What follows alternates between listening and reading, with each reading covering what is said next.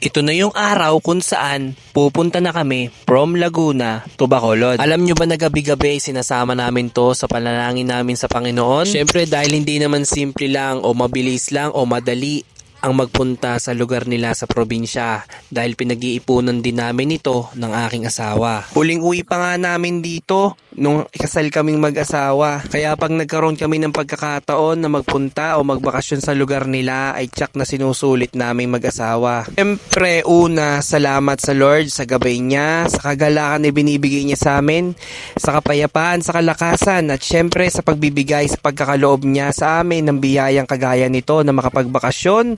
Kahit simple lang, kahit mabilis lang na panahon, ilang araw lang para sa akin kasi ako ang mauunang makabalik sa Laguna at may iwan ng aking mag-ina.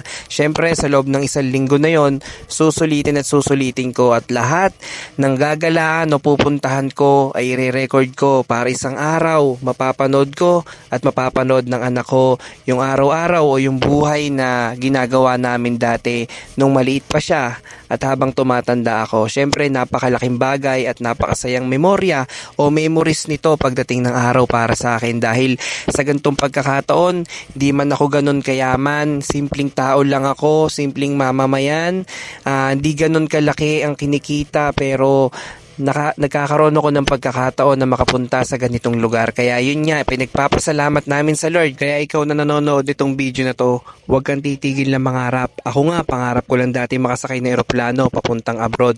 Di ko lubos sa kalain na kapag nakapag-asawa pala ako o nung makapag-asawa ko ng taga Visayas, doon pala ako makakaranas ang pangarap kong makasakay sa eroplano. At syempre, nakakatuwa at nakakagalak ng puso dahil kahit papano natupad ko yung pangarap ko na makasakay sa eroplano. Pero soon siguro pag inalaw ng Lord, pag kinaloob niya para sa akin na makapag-abroad ako, ay susubukan ko pa rin. So paano kapatid? Dito ko muna tatapusin ang bidyong ito. Ito nga pala yung part 1 kung saan ito yung biyahe namin papunta ng Laguna to Bacolod.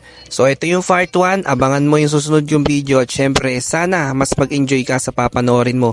Siya nga pala, bago ko makakalimutan, baka po pwede naman makalambing sa'yo, baka po pwedeng makahingi naman sa'yo ng isang like, follow and share, and subscribe mo na rin sa YouTube channel ko. God bless kapatid at see you sa next video natin.